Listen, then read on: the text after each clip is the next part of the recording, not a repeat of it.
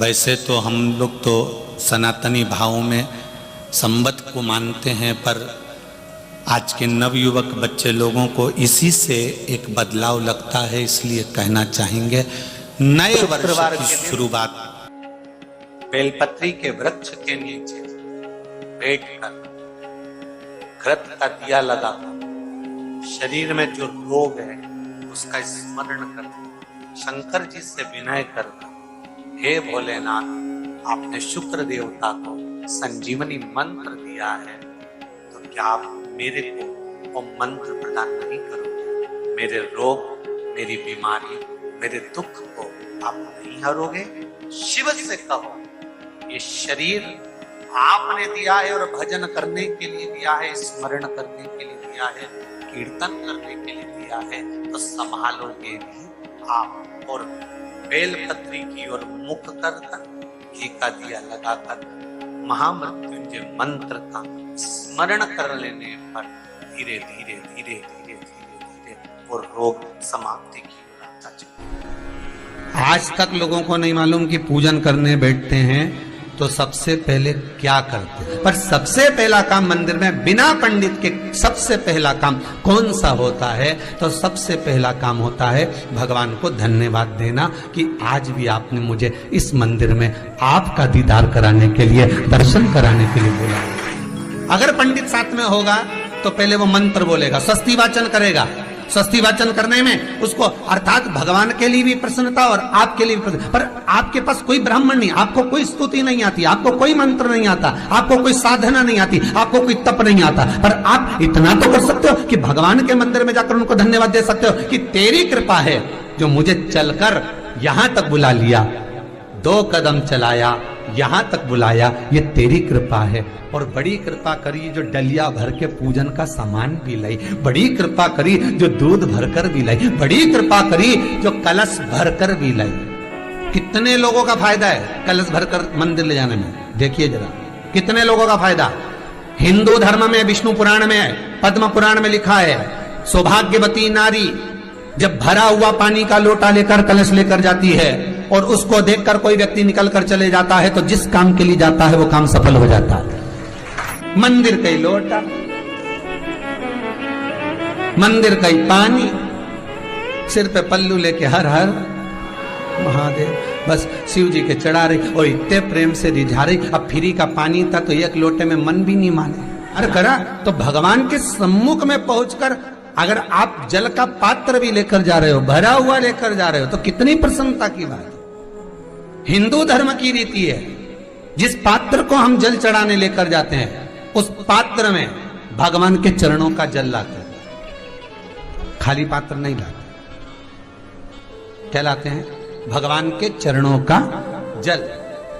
उस चरणोदक को लेकर आए, घर में रखा, सबने अपने नैनों में लगाया, हृदय में लगाया, चित्तवृत्ति में लगाया। खाली पात्र हम लेकर वापस नहीं आ रहे हैं। शिव मंदिर में जब जब जाओ, जल चढ़ाने के लिए जाओ, पात्र तुमने शंकर जी को पूरा पानी चढ़ा भी दिया तो शंकर के चरणारविंद का थोड़ा सा जल पात्र में डाल के भले 2 बूंद लाओ, 4 बूंद लाओ, इतना सा लाओ, पर लाओ और उसको पूरे परिवार के नेत्रों में जब लेकर आए हो चरणोदक तो लगाओ। पर खाली पात्र नहीं लेकर आना। खाली पात्र लाने में ध्यान दीजिए, जब आप पूरा जल समर्पित कर देते हैं, जल समर्पित भी पूरा करना है, भगवान को चढ़ा रहे हो तो पूरा समर्पण होना चाहिए, पूर्ण समर्पण। इसलिए शंकर भगवान को अधूरा समर्पण नहीं, इसलिए श्रीफल भी पूर्ण चढ़ता है। शंकर जी के मंदिर में श्रीफल नहीं फूटता, पूर्ण श्रीफल। बेलपत्री भी पूरी, चावल का दाना भी चढ़ेगा तो आखा, फल भी चढ़ेगा तो आखा, फूल भी चढ़ेगा तो आखा। भगवान को कोई चीज खंडित नहीं चढ़ती, शिव जी को जल भी चढ़ेगा तो पूर्ण। जिस जल को चढ़ाने के लिए लेकर गए उसको बचा कर नहीं लाना है शिव मंदिर में से, संपूर्ण भाग, क्योंकि भगवान के चरण की रज जब हमारे घर में प्रवेश करेगी तो हमारा आत्म कल्याण तो स्वतः ही हो जाएगा। शिव करुणा कर ही देंगे। पर कई लोगों की आदत रहती है, और आपने भी गलती करी होगी, गए होगे, चढ़ाकर भी आए होगे, पूरा पानी भी उंडेल कर आए होगे, चढ़ा भी दिया, छोड़ भी आए, पर लेकर नहीं आए होगे। कई लोग गलती कर जाते हैं और फिर बाद में कहते हैं हम तो इतने साल से पूजन कर रहे हैं, भगवान हमारी सुन ही नहीं दिया। तो भगवान के मैं तो तैयार बैठा, पर तू नवा के चली जाए, लेके तो कहीं जाए। तो भगवान तो नहीं ना कहेगा कि तू मेरे पास में आए तो मेरे चरण की रज लेकर जा। भगवान थोड़ी ना कहेगा कि मेरे पास में आकर तू ये लेकर जा। भगवान तो कहेगा मेरे पास में आया है, मांगना कुछ मत, बस मुझे जो स्नान कराया है मेरा चरणोदक लेकर जा, छीट दे पूरे घर में, संपदा भरना मेरा काम है। जहां मेरी चरण की रज पहुंच गई वहां संपदा स्वतः पहुंचती है, मैं वहां पहुंच जाता हूं। तो चरणों तक ले जा, पर लोग ले जाते हैं, पूजन करते, कलश भी उंडेलते, जल भी चढ़ाते, पर आते समय खाली लेकर आ जाते। भगवान को इतना बुरा लगता, मेरे दरवाजे से खाली जाए मुझे कितना बुरा लगेगा। जो आए वो भर कर जाए, भले 2 बूंद लेकर आओ, पर उसमें चरणों तक थोड़ा सा लेकर अवश्य आए। उसी तरह जल चढ़ाने के बाद हम जब लेकर आते हैं पात्र के अंदर, ये उसमें उसकी बरकत है। गर्ग संहिता में दूसरी चीज कही, उसको भी समझ लीजिए।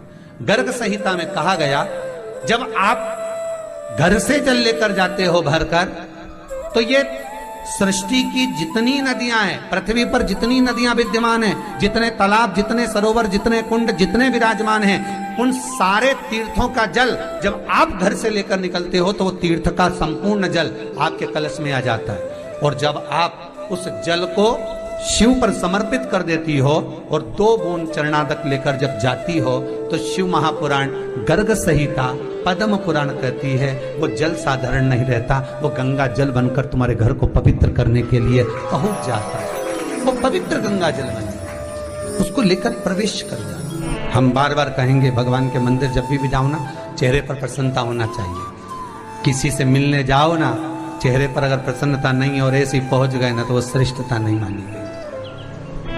तुम तुम्हारी बहन के घर जाओ, सती मैया जलकर भस्म क्यों हुई? माता सती के भस्म होने का कारण क्या था? सती को पिता पर जितना क्रोध आया, उससे ज्यादा क्रोध सती माता को अपनी बहनों पर आया कि मेरी इतनी बहन, ये 60 की 60 बहन मेरे सामने खड़ी रही और मैं आई तो प्रेम से मुस्कुराई तक नहीं। आप किसी के यहाँ जाओ और कोई के यहाँ पहुंचे और जाते से ही आप उस पहुंचे और कहा जी जी राधे राधे, जय श्री कृष्णा, हर हर महादेव, श्री शिवाय नमस्तुभ्यम, ओम नमः शिवाय, आपने बोला और उसके चेहरे पर प्रसन्नता नहीं आया, तो ऐसे घर में जाने से कोई फायदा है क्या? और आप किसी के यहाँ जा रहे हो तो आपके चेहरे पर भी प्रसन्नता होना चाहिए, सामने वाले को तो हो, आपके भी चेहरे पर भी। मंदिर में जब जब जाएं, गुरु के दरवाजे पर जब जब जाएं, परमात्मा के चरणारविंद में जब जब जाएं, माता पिता के चरणों में जब जाएं, घर के बुजुर्गों के पास जब जाएं, तो तुम्हारे चेहरे पर प्रसन्नता होना चाहिए। भगवान को भी लगे दुख भले है इसको, पर चेहरे पर प्रसन्नता है, इसको अब दुख नहीं देना, क्योंकि इतना मुस्कुराकर ये मेरे मंदिर में